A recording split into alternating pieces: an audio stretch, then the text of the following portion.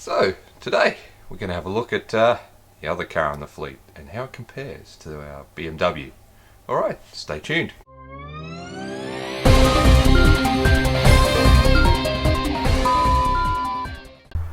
Okay, it's a bit of a grim old day in Brisbane, so I'm doing a lot of work on the BMW. Just finished up a compression test, and yeah, it looks pretty good. It's pushing, all six cylinders are pretty well even, which is great. So I thought today we might have a look at the other car in the fleet, which of course is the 86, and do a bit of a comparison between the 86 and the BMW.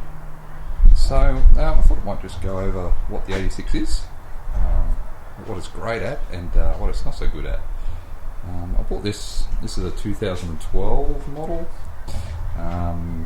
and I bought it second hand, and I've done a few things here and there. The first thing I'll talk about is the way it looks. It looks like a standard road car, and that's because I live in Queensland, and the authorities in Queensland don't seem to like modified cars. But if you looked at this in a passing glance, you'd think it was just a standard 86. But let's talk about why it's not. So let's start under the bonnet.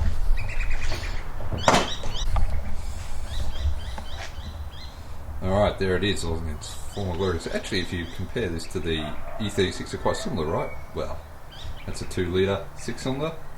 This one's a 2 litre 4-cylinder. That one's an inline 6. This one's a flat 4. So I guess not completely similar, but both 2 litre, I guess. So let's talk about some things under the bonnet here. The most obvious one is the big bar there, the strut support. We'll come back to the suspension under the bonnet. The things that I've done which have really made a difference to this engine are, you can't see, but underneath the inlet manifold is I've put in spacers to lengthen the inlet track.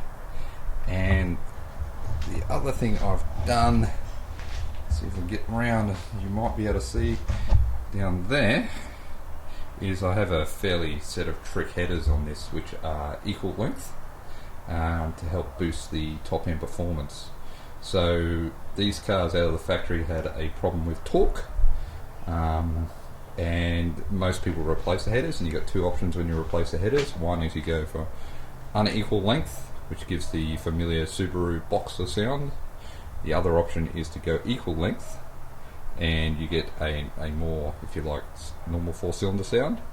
I've gone for equal length, but with increased mid runners, which gives higher top end performance. So all that, plus it's been to see a guide to get retuned to suit those particular modifications. With all of that, it's pushing out, well, it used to push 200 horsepower at the flywheel from the factory. This one pushes about 200 horsepower to the back wheels. So around about a 15% increase in power. Now I could have gone turbo or forced induction, but I really like normally aspirated, and there's a whole stack of reasons why I keep this car normally aspirated.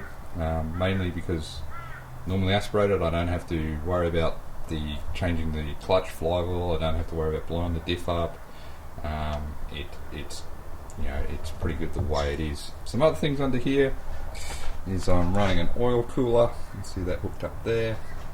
I run a engine breather capture, and that's about it. Where I have gone to town on this car a little bit, and you've probably already seen it, is in the suspension and brakes area. So, as well as the big strut bar down here, I've got, let me just focus in on that one a bit.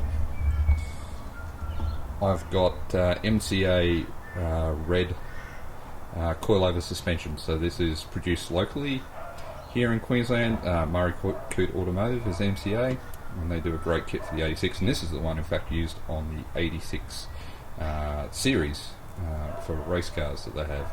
It's an excellent coilover, full adjustable for rebound, as well as ride height and all that sort of stuff.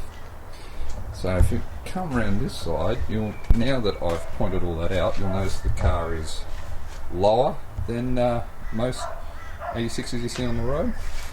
And if I scroll over like that, you can see it's running quite a bit of negative camber. So that really improves it on the track. Alright, let's have a look at some other modifications I've got done here. like I said, when you look at it, you think it's standard, but I've taken the GT brakes. I put on the GTS brakes, which are slightly larger. Same caliper, but they just run a different bracket, and they actually run a larger disc. And if you look really carefully in there, it's actually a two-piece disc brake. So it's got an aluminium hat and a different material for the actual surface of the rotor, and that allows them to expand at different rates. And when I had the standard brakes in there, I was running out of brakes at Lakeside in about 4 laps. With these ones, I've never had a problem, so that was a good modification to make.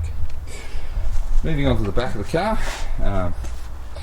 again down the back, I've got different rotors, and I've never had a problem with the brakes in this car since I've done that. I'll talk about the wheels while I'm here. Now, I'll go down and show you what I run of the track in a minute, but one of the other great things about these cars is a lot of young guys buy them. And the first thing young guys do is pull the wheels off and put on modified wheels. So I'm buying a brand new set of tyres, and having to come with a set of wheels, and you can see they're pretty good tyres, Michelin HP, Primacy HP, and I buy these for about $400. I pay for this for a set of brand new tyres. The first thing the young guys do is grab them and put mag wheels and different aftermarket wheels on, so you can go for tyres for next to nothing. Alright, which gives me a good chance to start inside the car. Let me focus there. Okay, so it's all pretty standard stuff in here. Apart from this is an aftermarket head unit. I went with an Android unit mainly because I can run lap times. On here is a GPS, and it will show me my lap times whether I'm at Queensland Raceway or at Lakeside. Only other real modification in here is, well, it's a fire extinguisher to meet requirements, and I'm a bit of a neat freak, so I put this aftermarket armrest in. And when I bought the car, there were some marks on here, so there's a plastic vinyl wrap cover. I think my daughter calls it contact. So while I'm in here, it brings me to the point of why I actually have really stopped using this car for motor racing activities and gone to the BMW. So with any modern car, what I would really like to do here is put a roll cage in. It came about when I was at Lakeside, and if you know the front straight at Lakeside, it's got a kink in it, and normally when you're online you don't even feel the kink, it's flat out, don't even worry about it. But I was overtaking someone, got offline and got very out of shape through the kink, and I realised that's going to be a pretty big accident in this car. This car you get through there quite quickly, so I thought, well, let's put a roll cage in. But then if you have a look at the requirements to put a roll cage in, you can't actually do it in this car legally and keep it on the road, because this car has airbags. The rules state that your any aftermarket roll cage you put in can't interfere with the airbags. So if you look up there, this car has like 8 airbags in here. There's one there, there's also one behind the seat, so if you put a roll cage in, there'd be the main hoop there, and that would be illegal on the road. Don't know if you guys can see the airbag back there. Try. So as I was saying before, these wheels are cheap. The young guys like to nearly give them away, and they're, I think they're 7.5 or 8-inch wide, I can't remember, but they're plenty wide enough for me. I don't have enough horsepower to turn anything wider than this, but these are the ones I use at the track. You can see these are the Toyo Proxy R888s. Always loved them. Had them on my Clubman before this, and they're a great sticky tyre that really come on strong after only half a lap, so I don't need a whole lot of temperature through them. While we're still talking about wheels and tyres, there's another set of wheels and tyres. This is the ones I use for doing things like motor carnering and stuff like that.